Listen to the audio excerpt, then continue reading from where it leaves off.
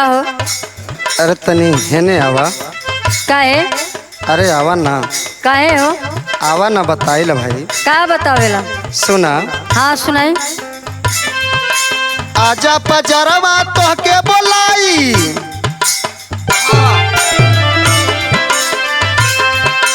आजा पजरवा तोहके बोलाई, काहे करेलू बहाना हो।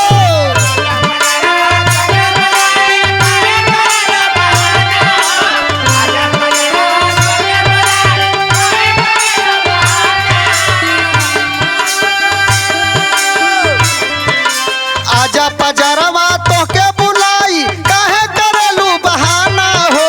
राती में से जे पे लड़ब लड़ाई, हमके नकारा माना हो। राती के से जे पे लड़ब लड़ाई, हमके नकारा माना हो।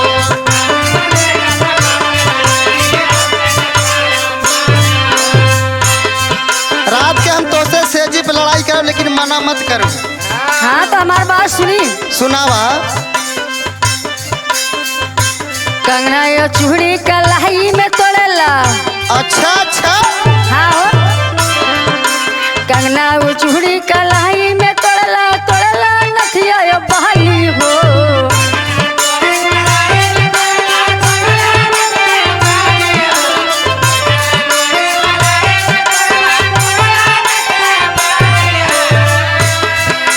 कंगना यो चूड़ी कलाई में तोड़ेला, तोड़ेला नथिया बाली हो। जाना कनी की भला के तू लगवा चुस जाई बावट लाली हो। अच्छा तना जाना था। हाँ हो।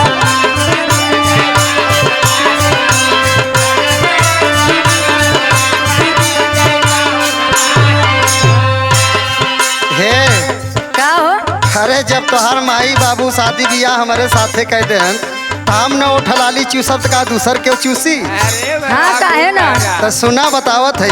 हाँ हाँ बोली। दिया बाबू दादा रानी लूटा बहार हो।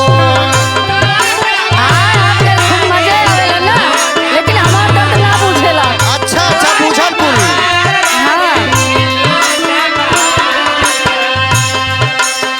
मनवा न मानी जिया करता हमार हो।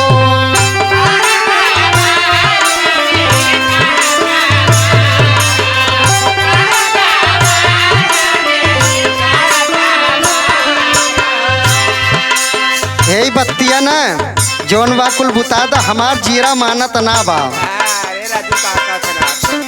दिया बा बुता दा रानी लूटा बहार हो।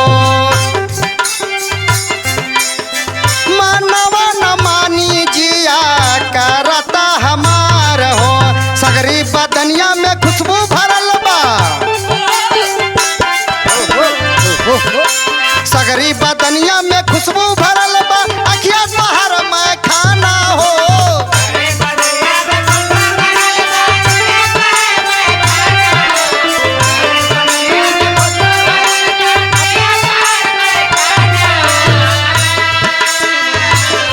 हाँ सगरी बदनिया में खुशबू भरल बा। अखिया बाहर में खाना हो। राती पे से जब पे लड़ब लड़ाई, हमके नकारा माना हो।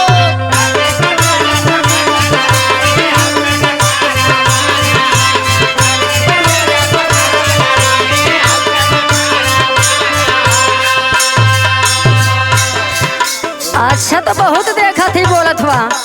का बोलत है भाई? अरे तोहार तारीफ है तो करत है, हम और का करत है? तारीफ करत हुआ। और का करत है? हाँ तो हमरो सुनी। बतावा। काई के तारीफ हमके कर जहनी राजी। सुनत हो ना? हाँ सुनत है, बुझता है तोहार कुल।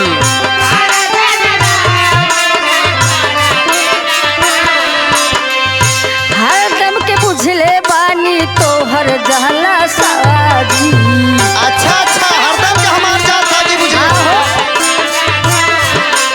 बहुत गलबाजी लगावेला तू।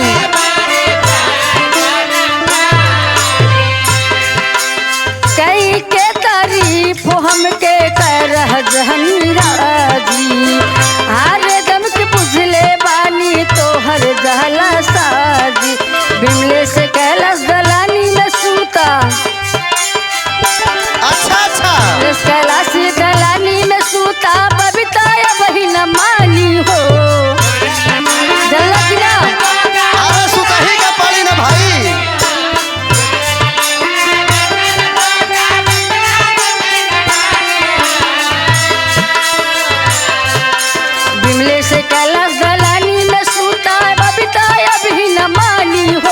जाना तनी तू लगवा बोला के चुस जइबा ओठ लाली। अरे तो चूस